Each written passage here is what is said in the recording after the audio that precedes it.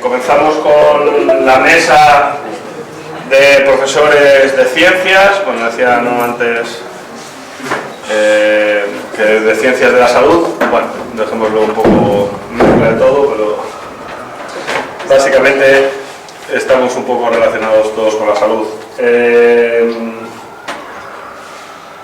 La primera que tenemos, la primera ponente es Teresa.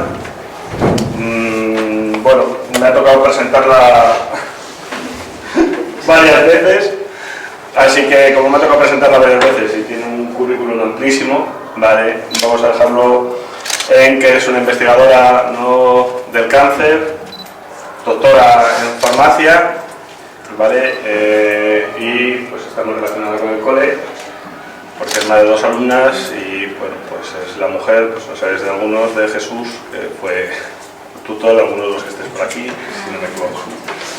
Vale. Al lado tenemos a Carolina, que es doctora, bueno, anestesista, ¿vale? Anestesista, como presentación, ¿vale? La especialidad evidentemente, que también es antigua alumna y que pues también, como los que tenemos por aquí, solemos fichar en cuanto podemos, porque al igual que nosotros, ¿no?, les tenemos mucho cariño, pues ellos también tienen mucho cariño al cole. Algunos de vosotros, pues dentro de unos años, pues a lo mejor os tocará compartir o sustituir a los que tenemos aquí, tanto bueno, los que tenemos en ciencias de la salud como los que tuvimos antes, ¿no?, en ciencias sociales, en ciclos, etc.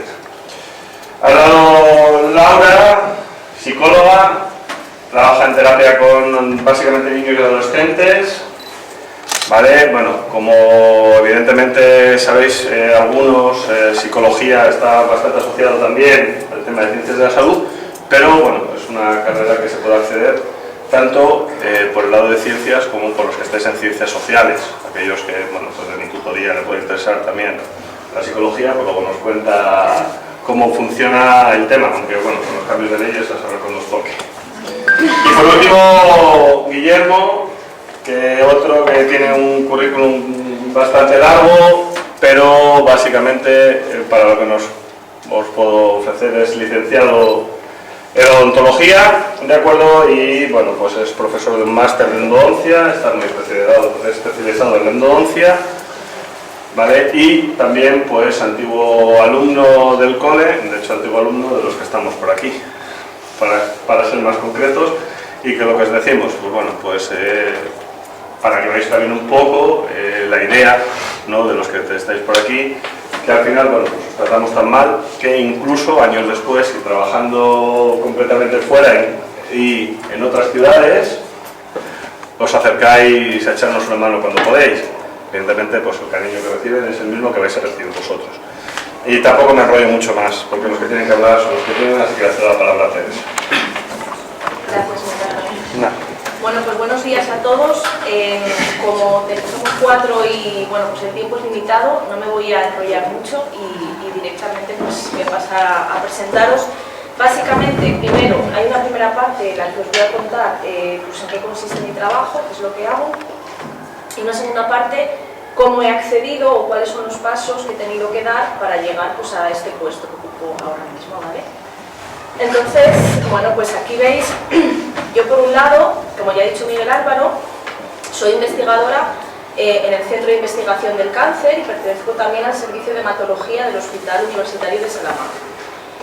Y investigo, bueno, con un grupo de investigación, somos un grupo de investigadores que investigamos sobre mieloma múltiple, que es un tipo de cáncer hematológico, o sea, un tipo de cáncer que se da en células sanguíneas. Entonces, ¿sabéis lo que es el cáncer? ¿Alguno me lo sabe decir? Un tumor, pero ¿sabéis cómo se origina o a qué se debe? Bueno, pues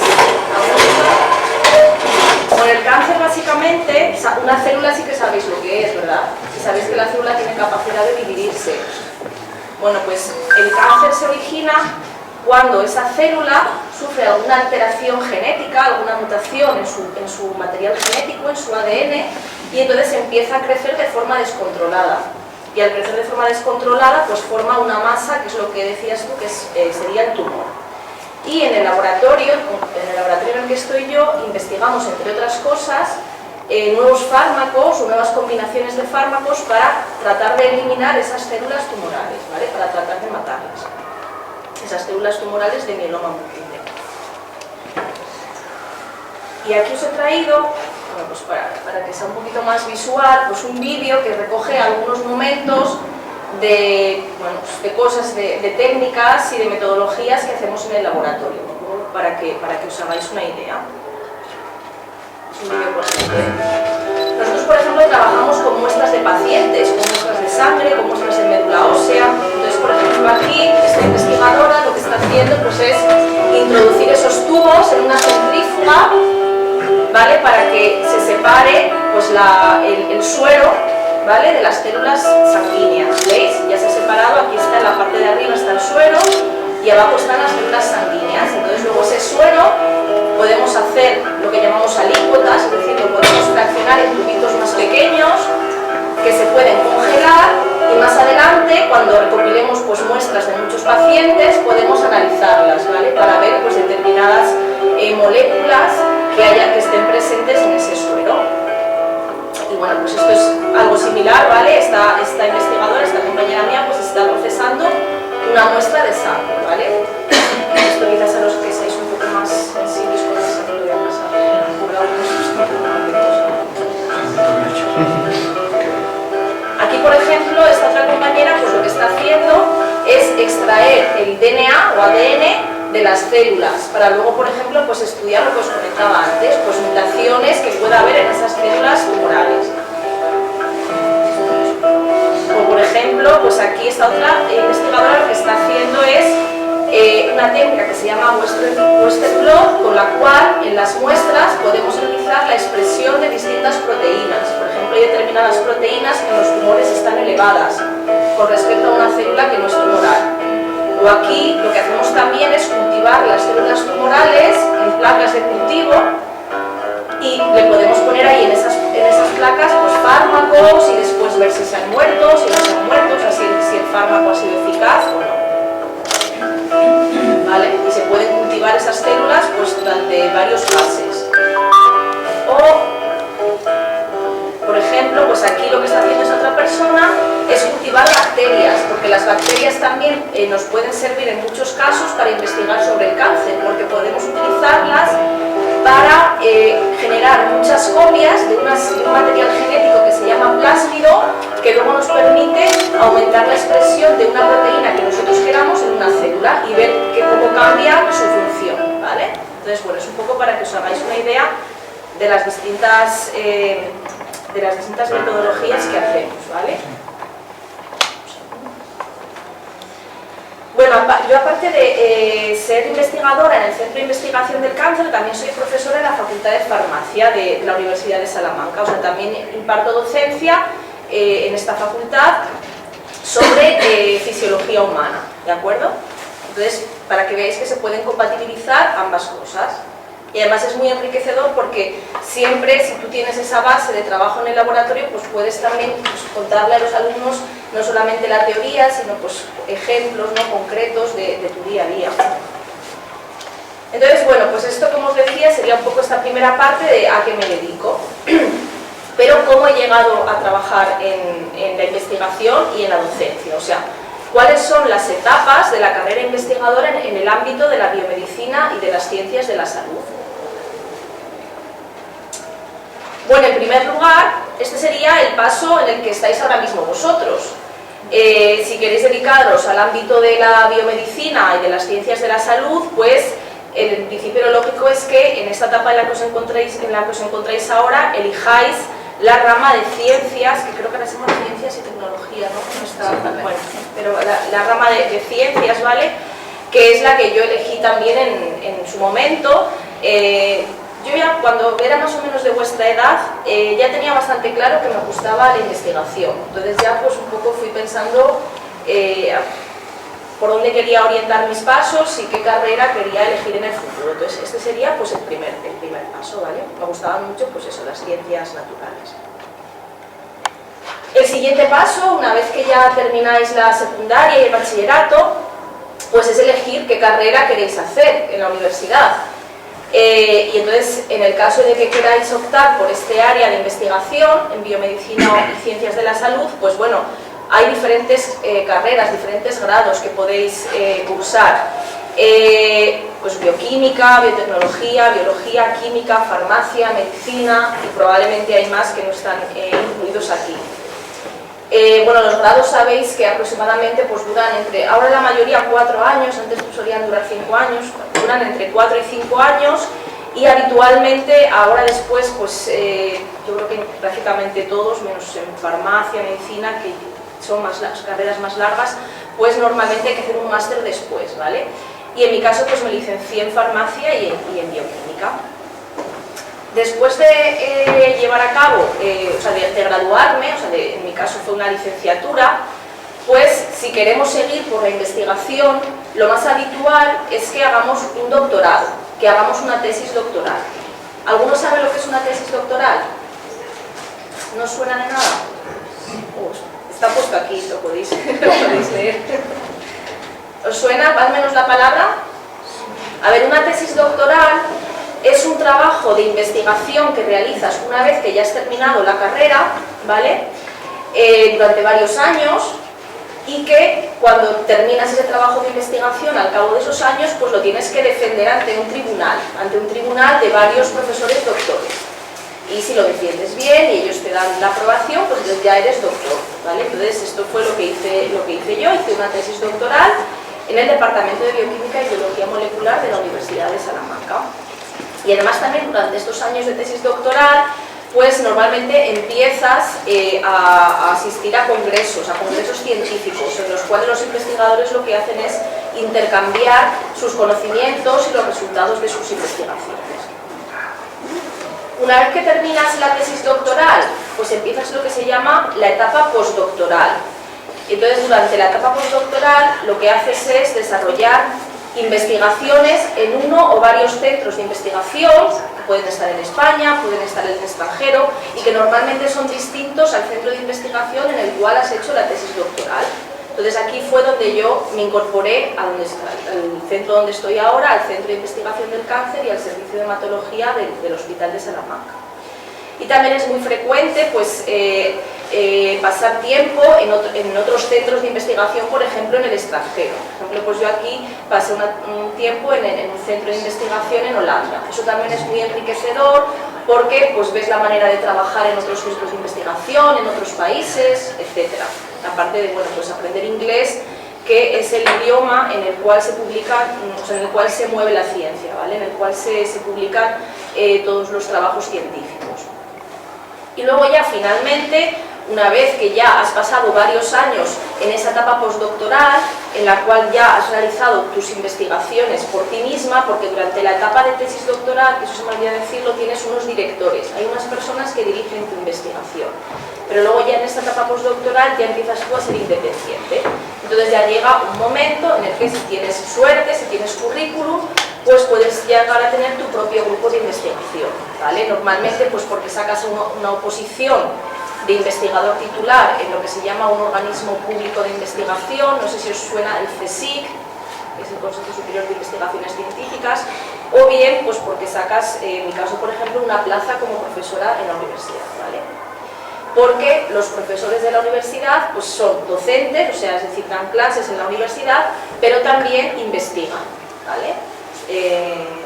Tenemos ambas facetas. Y bueno, pues ya para terminar, que no me quiero enrollar más, simplemente poneros esta foto. Este es nuestro grupo de investigación en la actualidad, pues que está en el Centro de Investigación del Cáncer, como os he dicho, y entonces pues está formado por investigadores más senior, o sea, ya que llevamos más trayectoria, hay estudiantes, o sea, aquí tenemos chicos y chicas que están haciendo la tesis doctoral, o que están haciendo el trabajo fin de máster o el trabajo fin de grado, y también, muy importante, también hay técnicos de laboratorio que nos asisten en nuestra labor, ¿vale? Y nada más, muchas gracias por vuestra atención.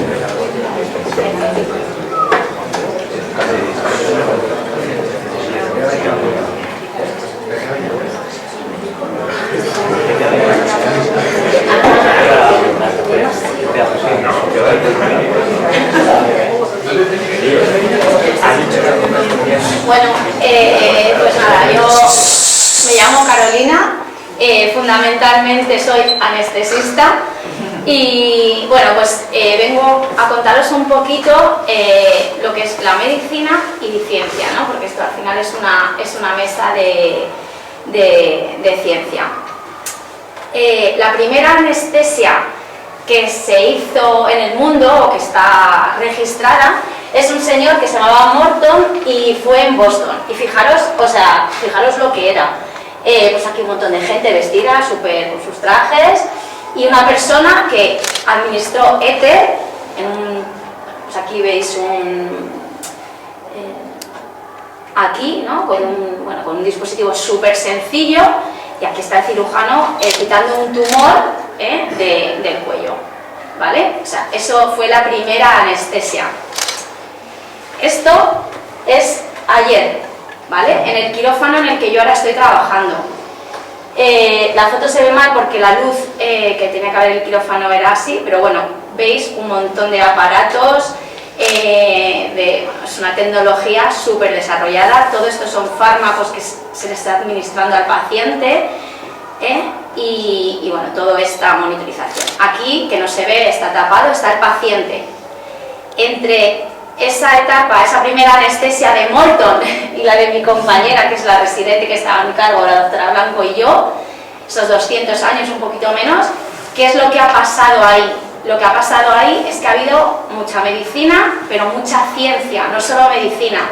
Es un engranaje de muchísimos profesionales de ciencia, gente que se ha dedicado más a la investigación, como Teresa, pero hay farmacéuticos, médicos, biólogos, genetistas, y ahora actualmente muchísimos ingenieros, ingenieras, técnicos, porque el desarrollo de la medicina es, como os digo, un engranaje que requiere de muchísimas profesiones y de muchísimos especialistas, ¿vale?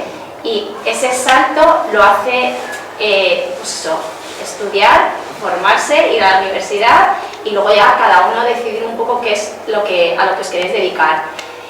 A lo que yo me dedico, que es ser anestesista, tiene como dos vertientes: la vertiente del quirófano y la vertiente del paciente de cuidados críticos, una vez que sale una UDI, ¿vale?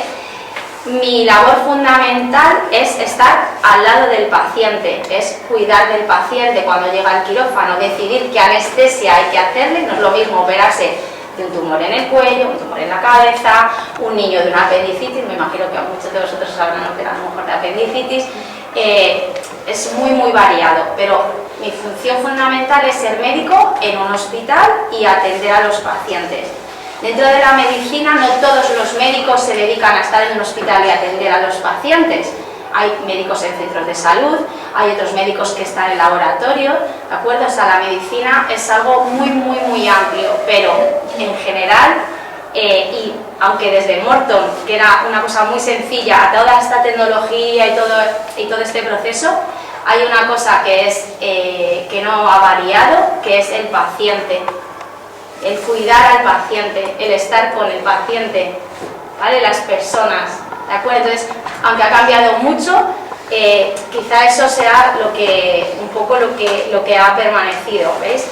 Fijaros, pues aquí lo mismo, esto era con el sistema con el que se administraban las primeras anestesias, y esto es un quirófano de hoy en día, es el respirador, esto es el ventilador, un montón de máquinas, de aparatos. Aquí se ve un poquito al paciente, los compañeros cirujanos, ¿vale? Y yo, mi labor es, pues, todo esto. O sea, los cirujanos hacen su trabajo, están operando, y el mío, pues bueno, es un poco estar pendiente de todo, de si el paciente tiene una arritmia, de si hay que transfundirle, bueno, pues de todo eso. Cuando uno decide que quiere hacer medicina, pues sabe que tiene que enfrentarse, lo primero, pues a ir a la universidad, a hacer un grado. En la Universidad de Salamanca, en la página web, tenéis todos los grados, toda la información de los años que son, todas las asignaturas. Entonces, en concreto la de medicina es acceso libre y podéis entrar a verlo. Claro, así de momento, pues todos sabemos que son 6 años, muchísimas asignaturas, muchas optativas, y bueno, pues es una carrera larga, es una carrera que hay que estudiar y que hay que formarse.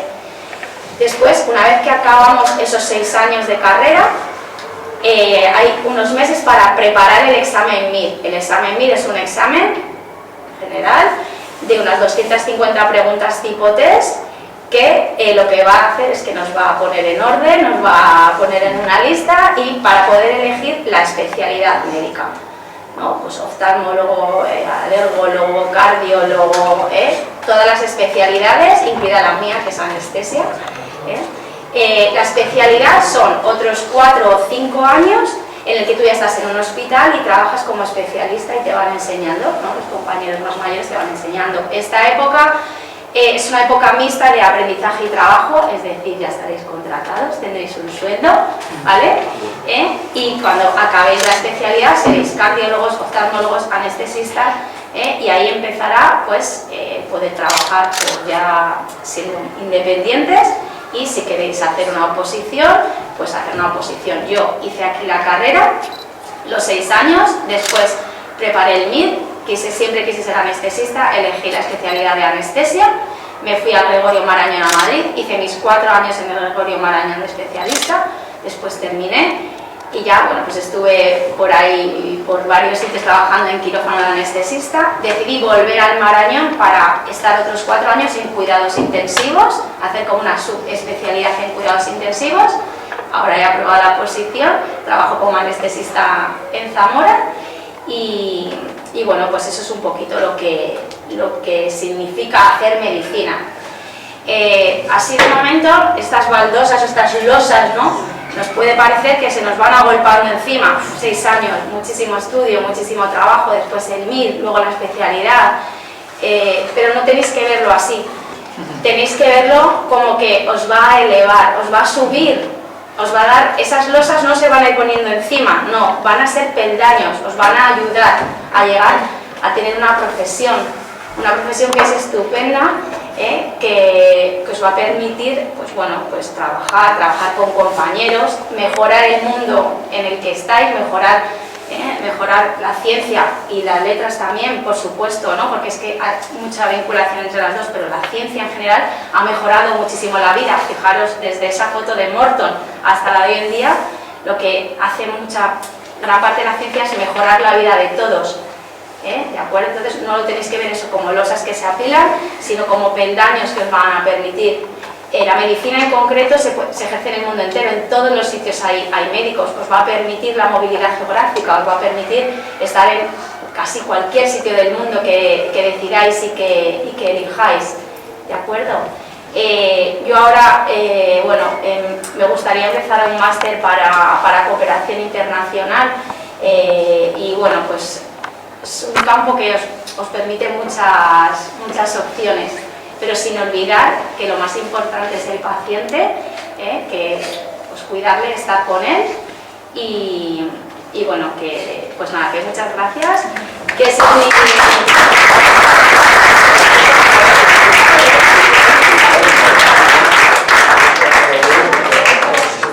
es mi correo electrónico, que lo podéis apuntar y si algún día queréis pues preguntarme cualquier cosa más en concreto, que esto es así muy general, pues que podéis poneros en contacto conmigo para lo que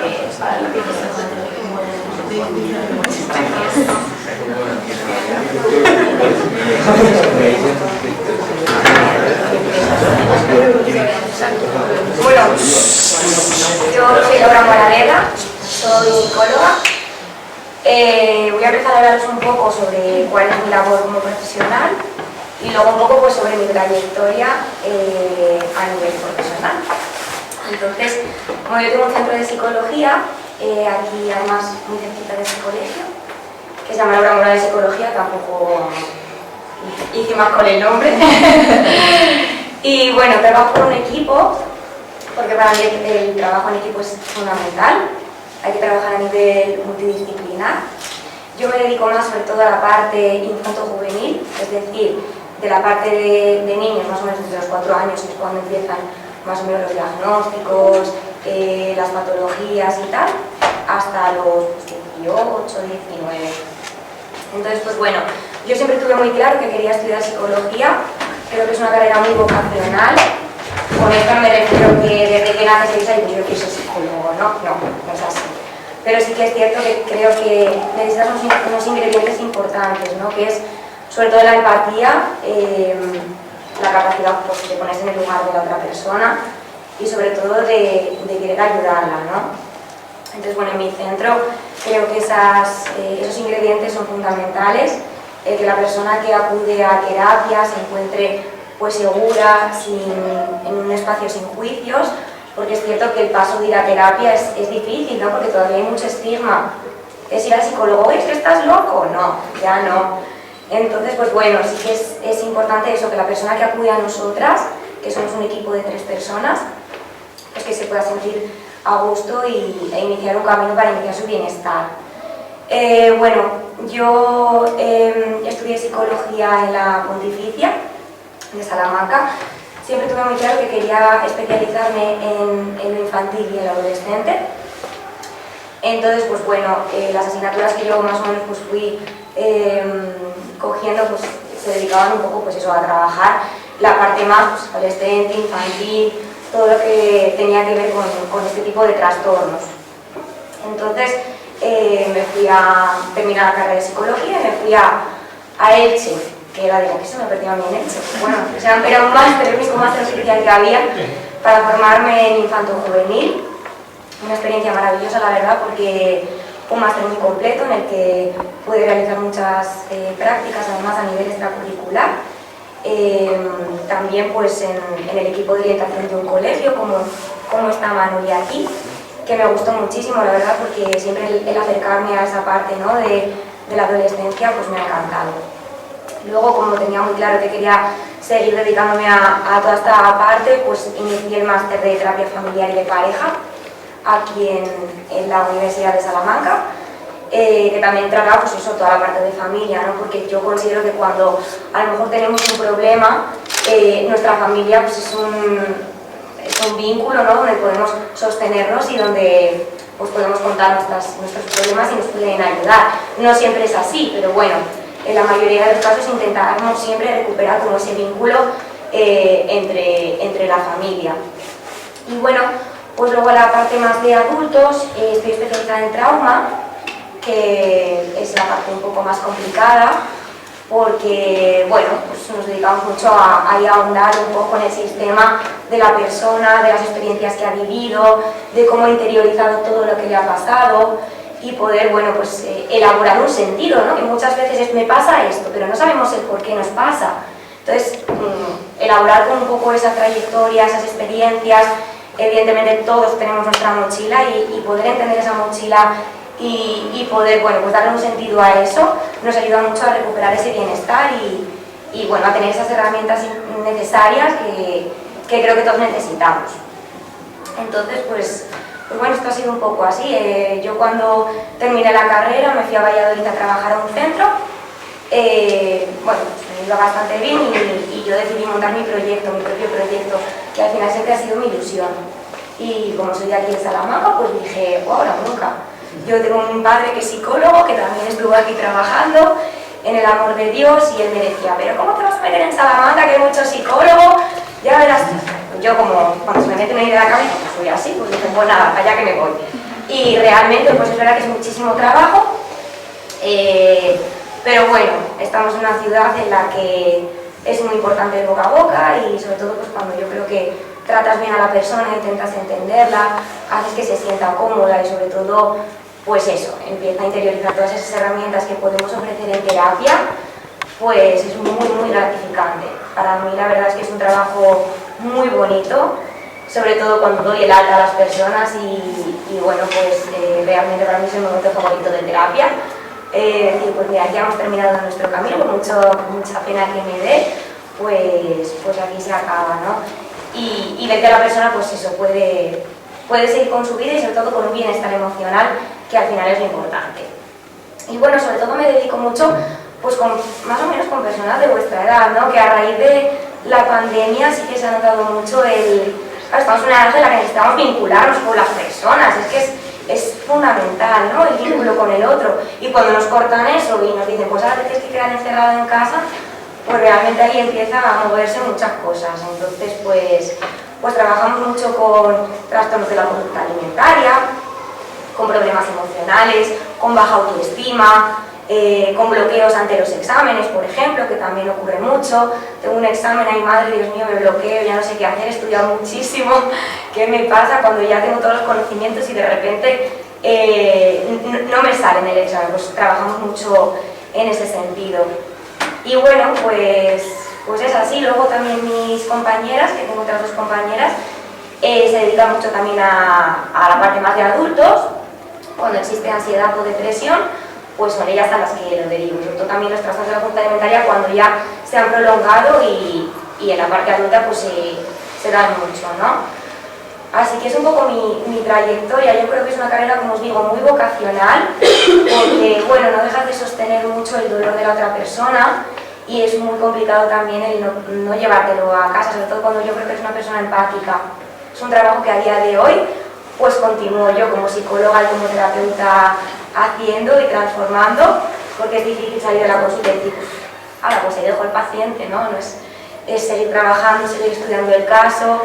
Ya os digo, es una carrera, bueno, pues es complicada porque además tiene mucha formación detrás y siempre tienes que seguir actualizándote y formándote, pero es muy enriquecedora. Yo la verdad es que no cambiaría mi profesión por nada del mundo. Así que os animo a todos los que queráis empezar en este mundo, os animo, bueno, encima ahora hacemos mucha falta, ¿no? Por desgracia, pues hacemos mucha falta después de todo lo que nos ha ocurrido, así que bueno, cualquier cosa que luego queráis preguntarme, yo encantada.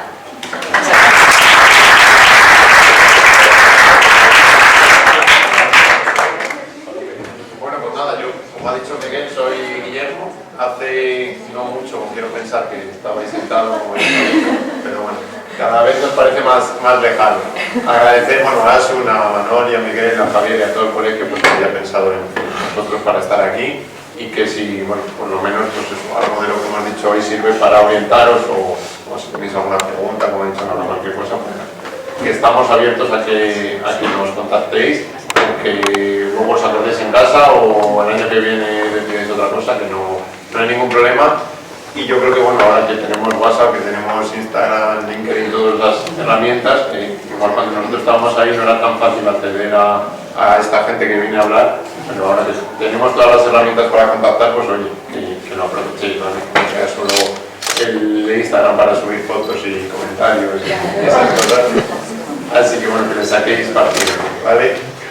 Bueno, para mí pues es un honor estar aquí con gente tan importante y sobre todo pues gente que yo admiro porque aparte de lo que hacen en sus trabajos pues ellas tenían vocación y desde bien pronto sabían lo que querían hacer, ¿vale? Yo no soy el caso, yo siempre quise hacer informática y mi idea hasta que estaba en segundo de bachillerato era hacer informática, ¿vale? Entonces pues bueno, como podrán corroborar por aquí, pues estudiaba lo justo, siempre podía estudiar más y la nota era algo que tampoco me preocupaba hasta que un día pues en unas jornadas como estas que organiza la universidad, no sé si lo sigue haciendo, unas jornadas de puertas abiertas, pues nos dijeron que teníamos que ir a elegir una facultad que visitar. Entonces pues yo que siempre había querido hacer informática, de un viernes a un lunes pues decidí que quería ir a ver la facultad de medicina. En mi casa, bueno, mi padre es anestesista, mi hermana hizo medicina, mi madre hizo derecho, pero hablaba pestes de derecho y no nos decía que por nada del mundo hiciéramos derecho. Y en mi caso, pues al final lo que se llevaba y lo que siempre habíamos visto eran las ciencias de la salud.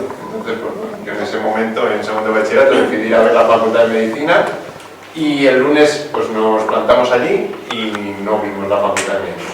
Me enseñaron la clínica odontológica de la facultad, que bueno, si no lo sabéis, si habéis ido por el campus, está justo enfrente de la facultad de medicina, es un edificio gris, así más moderno y muy chulo.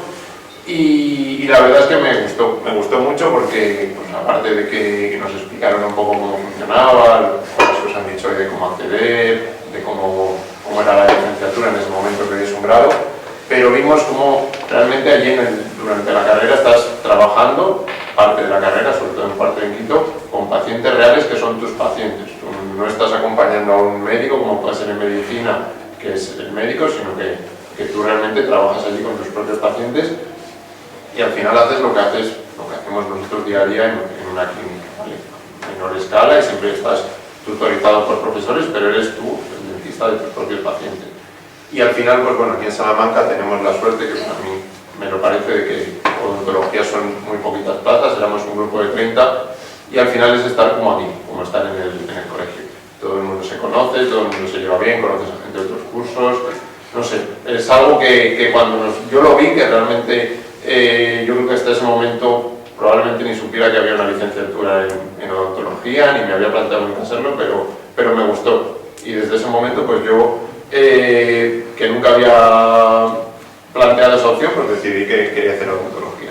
Entonces, pues en ese momento ya te acuerdas de tus profesores y de que igual deberías haber estudiado más para un examen, te pones a estudiar lo que puedes y yo, bueno, pues siempre tuve la confianza de que desde que yo iba a entrar aquí en la universidad, en Salamanca, y realmente mi inscripción fue en la Universidad de Salamanca, puse varias opciones, creo que puse medicina también, pero bueno, mi idea era entrar aquí en Salamanca a hacer odontología y llegó el momento de la prescripción, llegaron las notas de corte y obviamente pues no entré a la primera.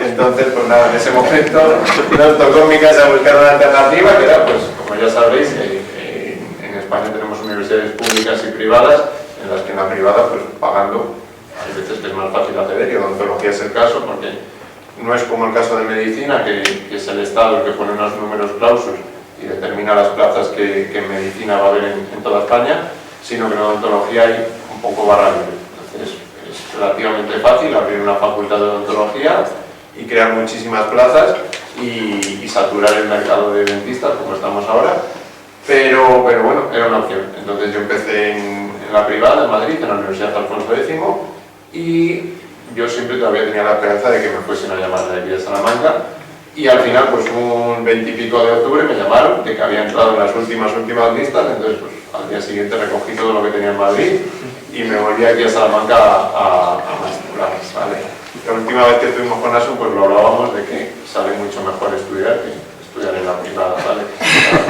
Por lo menos odontología, mi recomendación es que si hay alguien que está pensando hacerlo, al final el grado te enseña, el grado, yo lo hablaba el otro día con un compañero y es una introducción a la odontología. Realmente luego, pues, como habéis dicho a las compañeras, te vas a seguir formando y estás obligado a seguirte formando y aprendiendo cosas durante toda tu vida, aunque tú sigas trabajando, pero tenemos una formación que si un fin de semana no estamos en un congreso, estamos en un curso, un máster, cualquier cosa.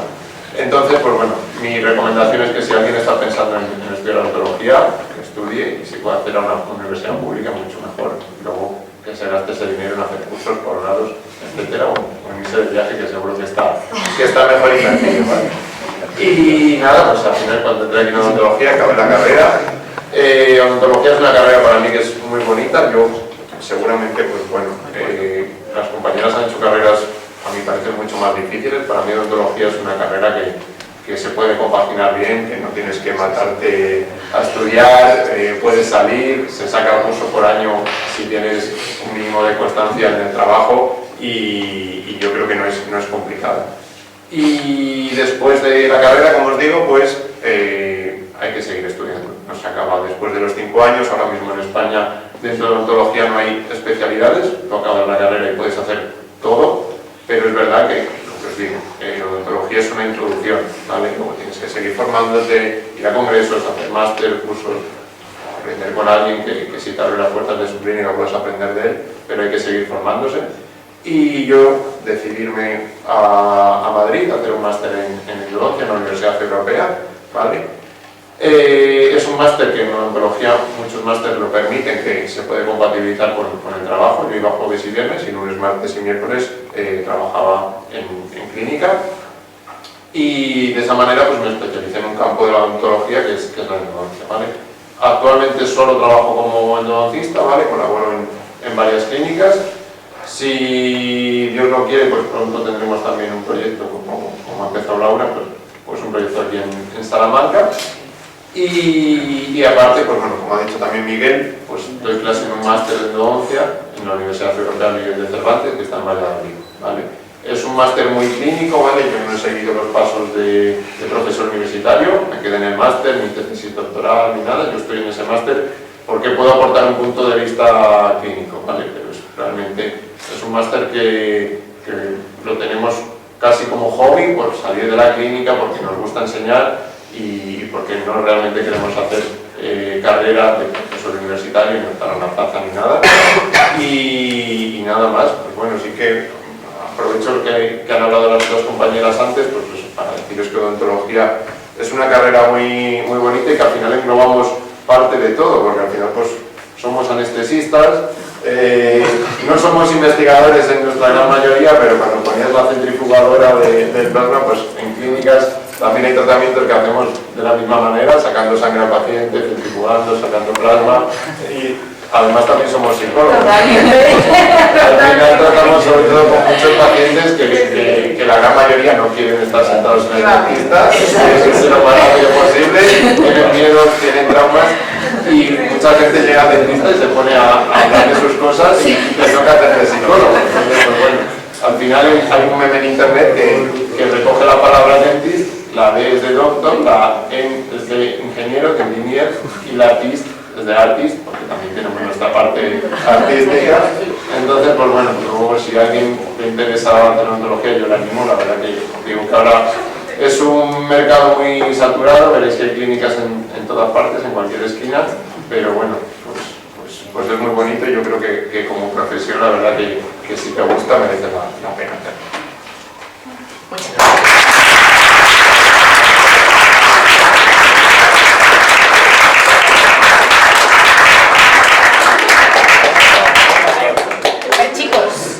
Bueno, súper interesante la exposición de los cuatro, a mí personalmente me ha encantado. ¿Alguno tiene alguna pregunta que hacer a alguno de los ponentes? Venga, Darío, luego Adriano, luego Pablo. Teresa. Que eres investigadora y qué es el descubrimiento que más de mejor.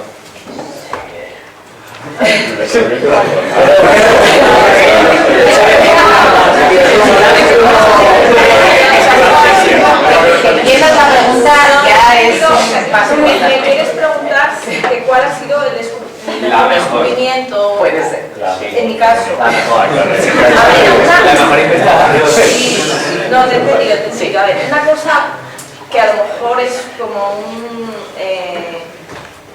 bueno, se tienen idealizados de alguna manera los investigadores en el sentido de que se piensa que es el momento eureka y que de repente tenemos ahí no sé, una revelación y descubrimos ahí, bueno, pues la solución a todos los males. No es así, o sea, realmente, bueno, puede ser en algún caso puntual, pero normalmente el trabajo de investigación es un trabajo en equipo. Es un trabajo en equipo de tu grupo de investigación, que habéis visto ahí, pues os he puesto la foto, ¿no?, de todo el grupo que formamos el grupo mío de aquí en Salamanca, pero también colaboras con otros investigadores, porque a lo mejor ellos tienen unas técnicas o unos equipos que tú no tienes. Entonces al final es un trabajo en equipo, y el momento en el que en conjunto pues has obtenido unos resultados positivos, pues es lo que digo, es un trabajo de muchos años. No suele generalmente haber un momento en el que digas, ya he descubierto, pues lo que te estoy diciendo, la solución a todos los males. No. Puede ser que algún día puntualmente, en un experimento concreto que tú estabas esperando un resultado, pues sí que obtengas justo ese resultado que tú esperabas, y eso pues sí te pone muy contento. Pero con ese resultado solo no haces todo el trabajo, toda la investigación, necesitas confirmarlo con más técnicas, como digo, colaborando a lo mejor incluso con otros equipos. Entonces, bueno, pues es un poco así. Entonces, aunque no lo he dicho por no extenderme, pero todos los trabajos de investigación que hacemos, el objetivo final es publicarlos. Es publicar para que otros investigadores puedan ver ese trabajo y puedan beneficiarse de él también, otras personas. Entonces, es un poco cómo funciona, ¿vale? Gracias por la Adriana. Para Laura, perfecto. ¿Cuál es tu manera así de, grosso modo, a la hora de atender a los pacientes, por así decirlo? Cuando un paciente acude a terapia, ¿no? Pues mira, cuando un paciente acude a terapia, dependiendo un poco de lo que le ocurra en ese momento, derivamos el caso, pues si es un adolescente, un niño, es familiar, lo cogería yo, si es otra patología, otro problema, pues pueden ser mis compañeras, ¿no? Si el paciente es menor de edad, se tendría que ir en un primer momento con la familia para que firmaran un consentimiento de que se puede comenzar el tratamiento, ¿vale? Y luego ya pues sería una sesión de evaluación, a ver qué es lo que está ocurriendo. Yo creo que, a ver, lo que nos caracteriza mucho a nosotras en el centro es que no es que tengamos un modelo concreto, es verdad que en psicología hay muchísimas corrientes, ¿vale? Es decir, está la cognitivo-conductual, está la humanista, está la sistémica. Yo he podido tener la suerte de formarme en varias, entonces lo que hago es, no concibo cuando viene una persona, pues es A, B y C, ¿no? Porque cada persona tiene un problema concreto, como yo digo, con su mochila, con su mundo, entonces intentamos adaptar mucho el tratamiento a esa persona. Entonces lo que hacemos es coger pues, las técnicas con evidencia científica quizás de cada rama que se pueda ajustar al problema del paciente, ¿vale? Y una vez ahí pues empezamos a estructurar las sesiones con el paciente pues en función de lo que le ocurra. Sería un poco así hasta que, bueno, haríamos un seguimiento hasta que le diéramos el alta. Eso sería un poco el proceso. Gracias. Pablo. Sí, para Teresa. ¿Cómo difícil es de compaginar? O sea, te has dicho que trabajas como profesora y luego como investigadora. ¿Cómo compagina? Durmiendo poco. Y madre de dos hijos. Bueno, en general, a ver, sí, es bastante trabajo, no te lo voy a negar, pero es verdad que en la universidad, o sea, no es como en secundaria, ¿no? Que el que es profesor, por ejemplo, en secundaria tiene clases todos los días, ¿no? En la universidad no es así. En la universidad a lo mejor dentro de una asignatura, por ejemplo, a veces una asignatura se da entre varios profesores, entonces a lo mejor a ti te toca dar, por ejemplo, 10 clases o durante un mes clase, y a lo mejor estás otro mes que no tienes clases hasta el mes siguiente, entonces bueno, pues lo compaginas un poco de esa manera, porque no estás todos los días dando clase, entonces vas un poco alternando. Pero bueno, aún así sí que es mucho trabajo, también, no te lo voy a negar. Adrián, no, Giancarlo, perdón. Sí, también es para Teresa. Vale. ¿Qué tan difícil es hacer una tesis doctoral y de qué trató su tesis doctoral? Bueno, hacer una tesis doctoral es difícil. Mira, primero, a ver, eso es lo mismo, tampoco, como comentabas, tampoco lo he dicho por no extenderme, pero claro, os he dicho que una tesis doctoral más o menos viene a durar, bueno, no sé si lo he dicho, pero bueno, lo último ahora viene a durar unos 4 o 5 años. Entonces, claro, lo primero que te planteas es ya, soy graduada, voy a hacer una tesis doctoral, ¿estoy todo ese tiempo sin cobrar nada? Pues hombre, no, porque es mucho tiempo. Entonces lo primero que tienes que hacer es pedir una beca de investigación, ¿vale? Una beca predoctoral. O sea, prácticamente todo el mundo que hace una tesis doctoral antes solicita una beca para poderse financiar todos esos años. Y todos esos años, pues si consigues la beca, digamos que tienes un sueldo. Entonces ese paso, por ejemplo, pues ya es difícil, porque cuando pides la beca pues compites con mucha gente y normalmente la forma de evaluar a quién se le da la beca y a quién no se le da la beca pues es en base a la nota que hayas tenido en la carrera. Es básicamente el criterio que se sigue para las becas predoctorales. Luego ya, si tienes suerte y consigues la beca, pues es difícil porque la investigación, pues voy a ser sincero, o sea, la mayor parte de los experimentos que haces en el laboratorio no te salen. O sea, de 10 experimentos que haces, a lo mejor te sale medio, ¿sabes?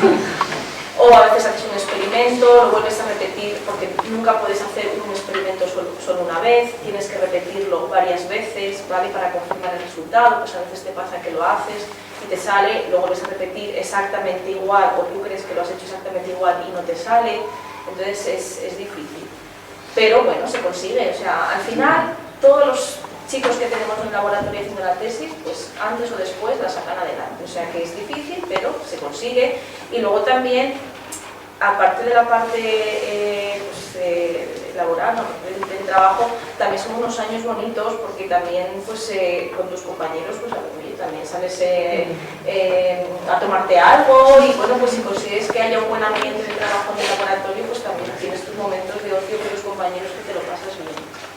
Y luego mi tesis doctoral fue sobre tumores cerebrales, un tipo de tumores cerebrales que se llaman gliomas, ¿vale?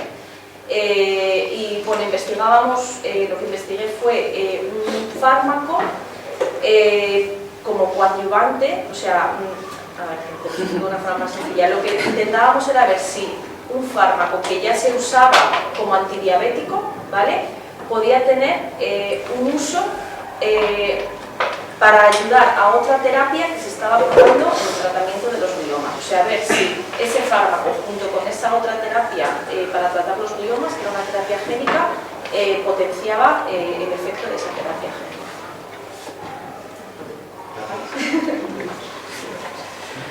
Lucía. Para Carolina, que si tu trabajo tiene, o sea, se parece más o menos a lo que sale en la tele, a la serie.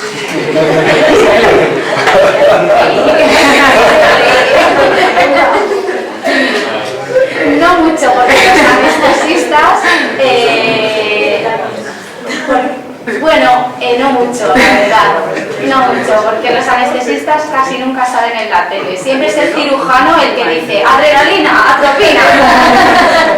Y con todos mis respetos a los cirujanos que tienen un trabajo, o sea, que hacen su labor fenomenal y, o sea, pero ellos de atropina y adrenalina no saben mucho, ¿vale? O sea, es verdad que somos la típica especialidad súper desconocida, que nadie conoce. La gente cree que es un señor que va por allí, te da una pastilla, una inyección y se va, y habéis visto que no. Fijaros todo eso que hay ahí. A lo mejor yo, si tengo una cirugía de 10 horas, hombre, sí puedo salir un momento, ¿no? Pero no tiene nada, no tiene mucho que ver con lo que sale en la tele. La verdad es que no, pero por eso, porque los anestesistas no nos conocen nadie. Pero bueno, yo es lo que lo que os he dicho y lo que os decía el compañero, que cualquier cosa que queráis en un futuro, o si algún día alguien quiere ir a un hospital o conocer un poco lo que es el hospital, cuál es el trabajo del día a día, no es lo mismo el trabajo de unos especialistas que de otros. Yo en concreto, el que más conozco claro es el mío, pero vamos, yo estoy encantada de que alguno vengáis y explicaros lo que es el día a día de nuestro trabajo. Y lo de la tele, bueno, no, ya te digo que no mucho. ¿Me puedo hacer una pregunta? Sí, claro. ¿En qué momento supiste que querías ser? Sí, desde el principio de estudiar medicina. Bueno, no, no. Fue porque una vez en unas prácticas, me gustaba mucho la hematología. Siempre me encantó, hice muchas prácticas en hematología y me encantaba. Pero un día fui a un hospital. Es que hay veces que os va a pasar, es como decía el compañero, a lo mejor siempre has querido hacer una cosa y hay un momento que algo te hace cambiar y ya está. Y vais a acertar y os va a ir fenomenal, de verdad. Pues yo fui a unas prácticas de psiquiatría y entonces fui allá a una habitación con los psiquiatras, yo iba y entonces hay una terapia que es la terapia electroconvulsiva, el electroshock, que de verdad que se sigue haciendo, aunque parezca mentira, hoy. Entonces tiene que haber un anestesista, una persona que anestesie un poco al paciente para que no le duela, ¿no?, al paciente, por así decirlo. Entonces hoy ya se suele hacer en sitios, bueno, pues en otro tipo de sitios, pero en aquel momento pues en la habitación de psiquiatría yo entré pues, como si fuera a ver a otro paciente, y entonces allá había un señor y ese señor dirigió ahí todo, ponle esto, pues, chico, a la persona se durmió en el electroshock, y entonces yo dije, vale, yo quiero ser lo que hace esa persona, que es una anestesista de aquí, que luego conocí muchísimos años después y le pude decir, por ti soy anestesista, en una boda, o sea, cuando él ya se había jubilado, quiero decir. Y yo lo que me pareció genial, o sea, esa persona ahí tranquila, seria, dirigiendo lo que tenían que poner al paciente, lo que no. Y ese chico, como se quedó, o sea, quedó dormido, le dieron aquella terapia y se despertó y no le dolía, me pareció tremendo, o sea, me pareció genial. Entonces ahí dije, entonces luego ya fui a quirófano, conocí a anestesistas, me enseñaron su trabajo del día a día, me pareció súper interesante y me pareció genial, me pareció un reto. Tiene una parte también muy de adrenalina, muy de un poco estresante, pero bueno, y me encantó y soy muy feliz siendo médico, siendo anestesista y dedicándome a la ciencia. Muchas gracias. ¿Pablo? Maravilloso. ¿Qué es lo que te atrajo, lo que te gustó, que te hizo cambiar de opinión? ¿Qué vas a estudiar informática? Pues, yo te digo, Sorma, yo creo que también, como todo, pues estamos influidos por lo que vemos. En mi casa, ya te digo que sobre todo, por mi hermana y por mi padre, las ciencias de la salud era un poco más lo que yo veía, porque mi madre, pues bueno, hablaba de derecho, lo peor que se puede hablar, entonces nunca fue una opción. Y ya te digo que sobre todo pues a raíz de haber ido a la facultad y ver un poco se trabaja en la clínica de la facultad, ver el ambiente que había, entonces yo creo que entre esas dos cosas fue lo que me hizo cambiar de opinión. O sea, lo que os han dicho, aprovechar, pues eso, que ahora podéis contactar con casi todo el mundo y oye, si queréis un día pues ir al hospital, ir a una clínica, a ver cómo se trabaja en cualquier sitio, pues es que en todos sitios os van a abrir las puertas y lo tenéis fácil. Entonces pues oye, que si os interesa algo, ahora que podéis ir a verlo y antes de, oye, de tomar una decisión que igual no es la mejor, o que si tenéis dudas, aprovechadlo. Sí, yo quería comentar, yo no sé si, porque en el Centro del Cáncer se hacen muchas visitas. Estuvieron el viernes. Ah, vale, sí. Vale. Estuvieron el viernes. Sí. Estuvieron este viernes. Y hay Carlos. Laura. ¿Es frecuente que los pacientes abandonen la terapia? Pues mira, yo creo que por suerte la persona, nos suele pasar, ¿no? Un poco en el equipo, que la persona que empieza con tantas ganas de que, bueno, pues de que todo lo que está viviendo se le vaya pasando, que realmente no tenemos muchos abandonos. Cuando se produce un abandono, pues realmente pues puede ser por otras circunstancias, porque quizás con el tema de las expectativas, ¿no? Muchas veces tú piensas que vas al psicólogo y a lo mejor con 4 sesiones pues se te va a pasar el problema.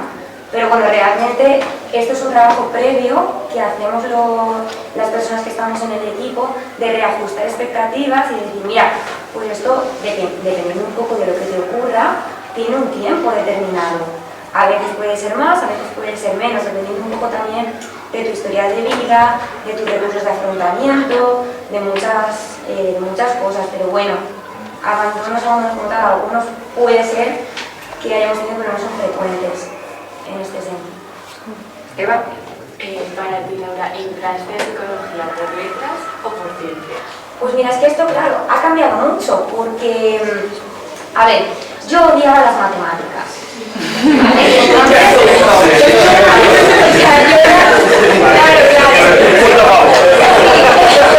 puede decir de muchas maneras, pero más claro. No, yo es que además es verdad que sí, muy claro en muchas cosas. Yo era como me hacían, yo era tener matemáticas los miércoles y dije, Dios mío, ya, yo no era. Entonces, en mi tiempo, es verdad que en mi época se podía acceder a la psicología desde la parte social, ¿no? O de, no sé si de humanidades, pero yo es verdad que de ciencias sociales. ¿Qué pasa? Que ahora, según tengo entendido, pues bueno, pues por el tema de la salud. ¿Qué ocurre? También te digo una cosa, que yo entré por sociales y dije, fenomenal, porque yo entré en psicología, qué bien. Y el primer año, el segundo año eran todo estadística, todo matemáticas, todo análisis multivariado y dije, madre mía, me encontré otra vez. Entonces, pues bueno, pues se fue sacando ahí en academia, así como pude, que también fue un logro para mí, ojo. Pero bueno, ahora es verdad que la cosa yo creo que ha cambiado y que solo puedes acceder por la rama de la salud, porque además es verdad que tienes mucha biología, psicobiología, neurología, tal, psicofarmacología y todo. Es verdad que tienes que tener, considero yo que tienes que tener unos conocimientos previos, quizás para que esas asignaturas sean más llevaderas. Porque los 2 primeros años, ya te digo que yo el primer año que hice psicología, que como os digo, fue muy vocacional, pero dije, ¿dónde me he metido? O sea, porque es todo muy teórico, pues es mucha estadística, matemáticas, biología pura y dura, entonces sí que es cierto que, a ver, pero no pasa nada, se saca perfectamente. Es una carrera que, bueno, pues, es un poco complicada en ese sentido, pero se saca bien, si estudias y tienes constancia, no hay ningún problema. Pero es verdad que los dos últimos años es ahí cuando realmente empiezas a acercarte un poco más a lo que es la psicología y sobre todo a saber en qué rama quieres especializarte, porque como os digo, la psicología tiene un amplio abanico, ¿no? Entonces eso es una suerte. Bien. Si me permites, Laura, una puntualización. Sí que es verdad que se nos permite hacer cualquier carrera desde cualquier rama, ¿no? Pero también tenemos que tener en cuenta la nota de acceso. Sí. Esa nota de acceso en psicología ahora mismo está altísima. O sea, alrededor del 9. No, espera, Eva, que no te voy a desanimar. Entonces, para tener mejor nota, hay las asignaturas que ponderan son de la rama de ciencias. Lógicamente, lo más lógico es ir por ciencias, independientemente, que es muy importante lo que ha dicho, que tienes muchas materias que están vinculadas con la rama de ciencias, las estadísticas, la psicometría, fundamentos biológicos, o sea, pero tenemos otra opción, que aunque Guillermo nos ha dicho que si tenéis posibilidad de estudiar en la pública, mejor y nos las decís. Pero en el caso de que no lleguemos, porque vamos por otra rama, a la nota deseada en la pública, tenemos en Salamanca la Universidad Pontificia, donde cursan también psicología y no te exigen esa nota. Entonces, quiero decir, hay siempre un plan B para aquellos que realmente tenéis una vocación, si la tenemos,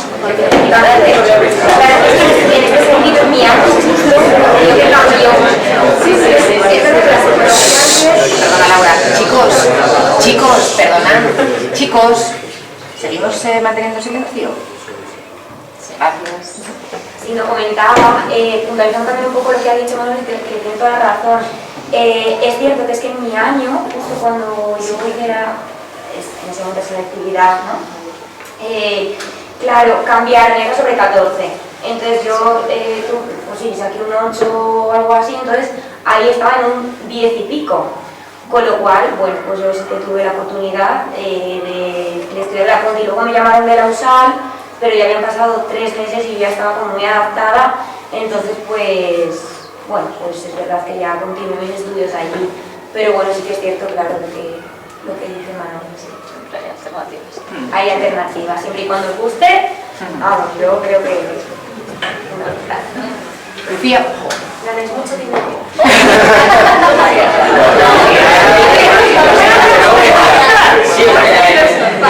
No, claro, es que hay que ser. La pregunta es, pero empezar es cuánto es mucho.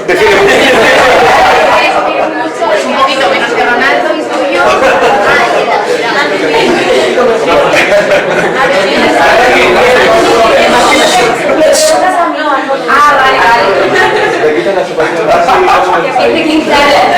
Para esto es que es mucho y que es poco.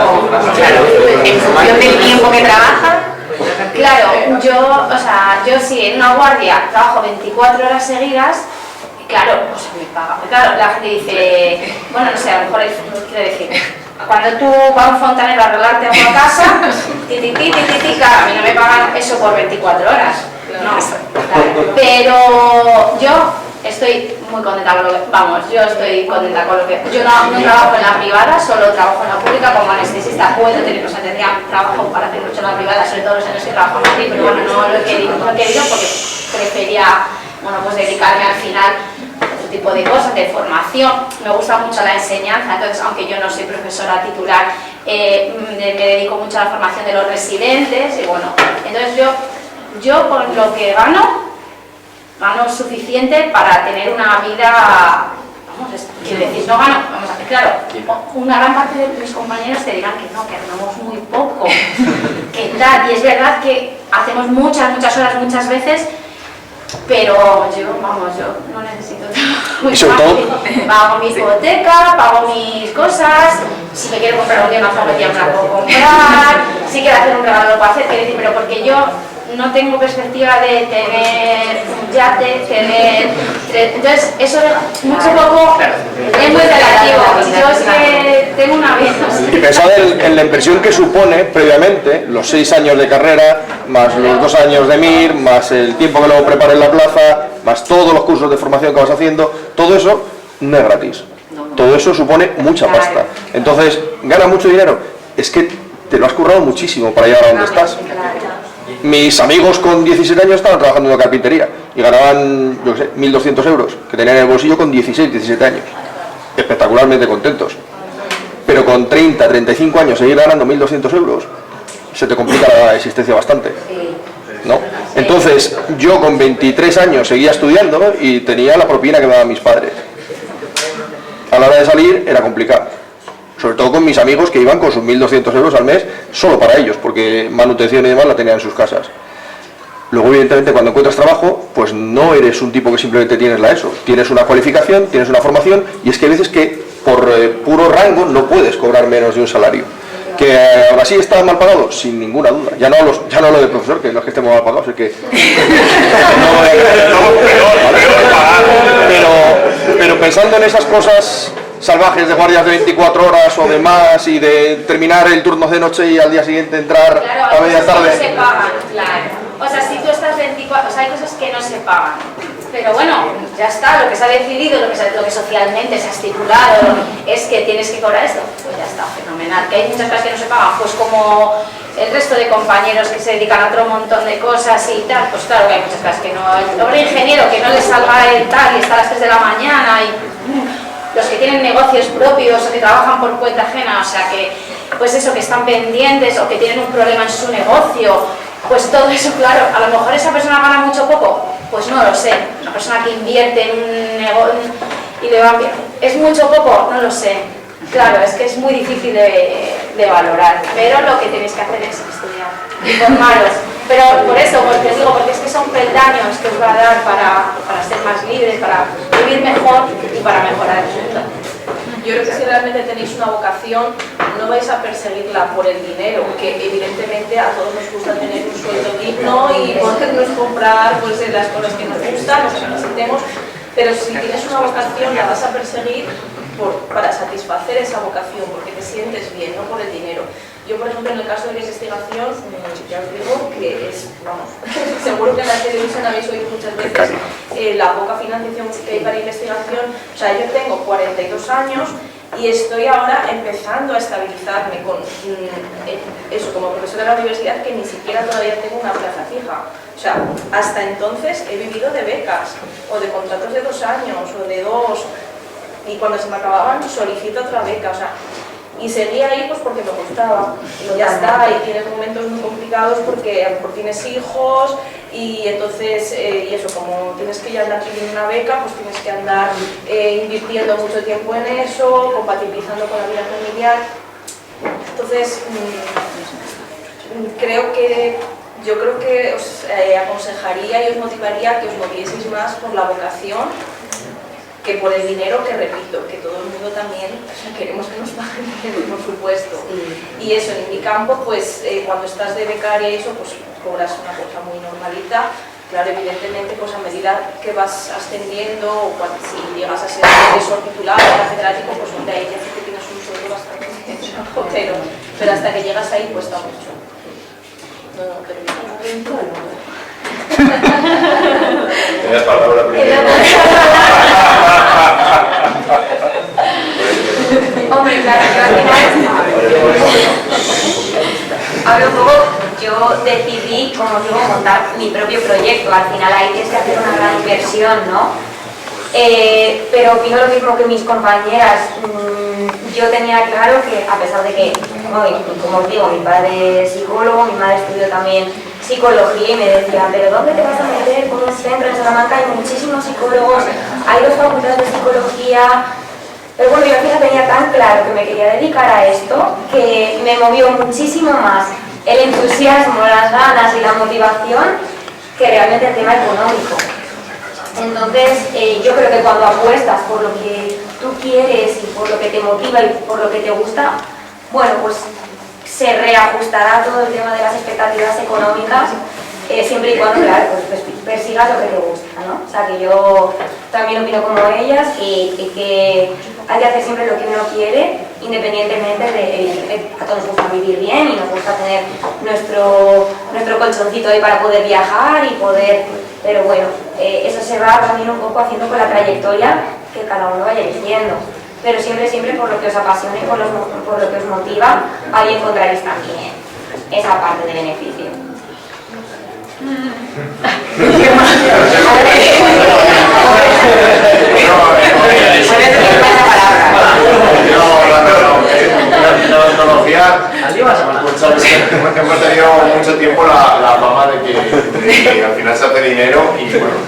allí el dentista, pues verá que obviamente los precios del dentista no son baratos, pero bueno, no es barato porque el sistema al final hace que casi toda la odontología que se hace en España sea a nivel privado, y no es como ir una apendicitis que vas al hospital y la parte pública te lo cubre, pero realmente no eres consciente de que esa operación de apendicitis está costando miles de euros, no lo estás pagando entre comillas, no te pasan una factura, pero al final eso sale de los impuestos, pues no eres tan consciente de eso.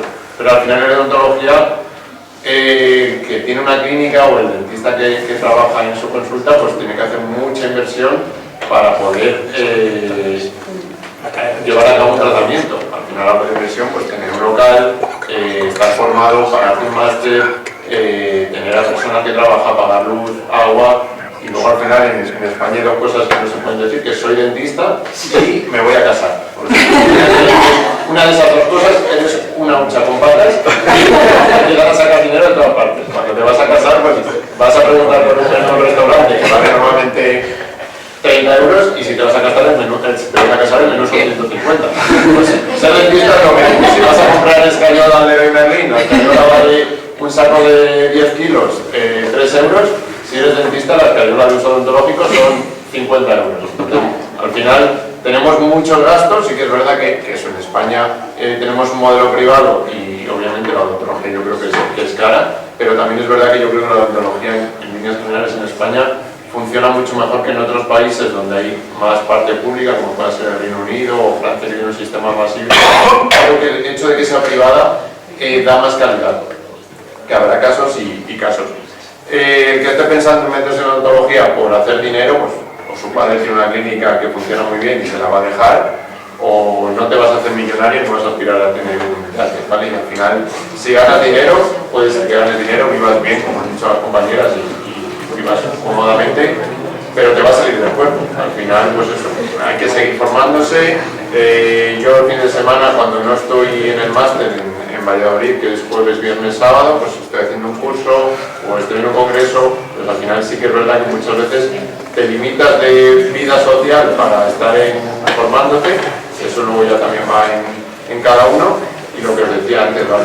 También en España pues hay barra libre de odontólogos, entonces si tú ahora mismo puedes pagar una facultad privada, puedes hacer odontología, ¿vale? Entonces sale muchísima gente.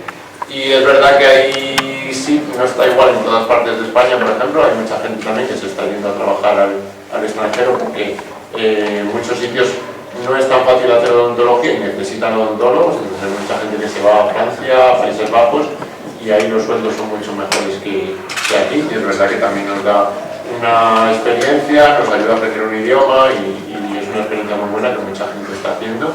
Pero bueno, os digo que al final si se gana dinero, pues se puede ganar y vivir bien, pero sabe de todo.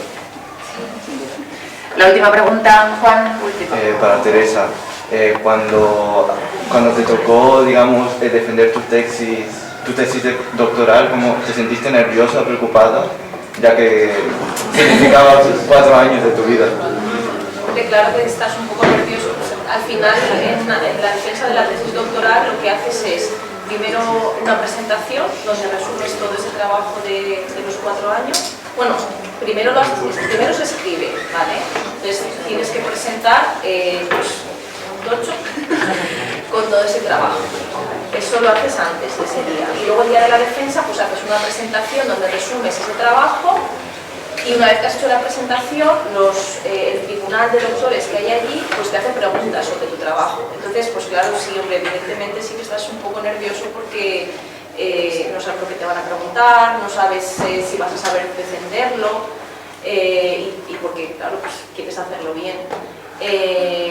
Y porque es el trabajo de 4 años y de alguna forma te lo juegas todo ese día. Pero bueno, lo habitual es que salga todo bien. Quiero decir que al final el tribunal siempre no tiene en cuenta solo que ese día te tiemble un poco la voz, por ejemplo, porque estás un poco nervioso. Al final se tiene en cuenta ese trabajo que lleva detrás, pues todo lo que expones ese día.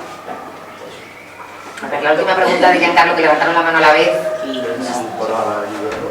La curiosidad si tiene alguna anécdota del tipo, si algún paciente le ha mordido alguna vez.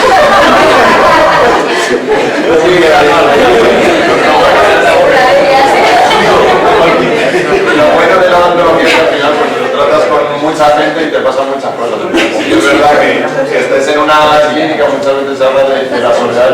porque no es como un hospital que es un centro grande, que tienes un equipo, sino que una clínica al final, bueno, ahora cada vez vemos clínicas más grandes, pero normalmente estamos acostumbrados a que igual haya un dentista, un auxiliar y poco más.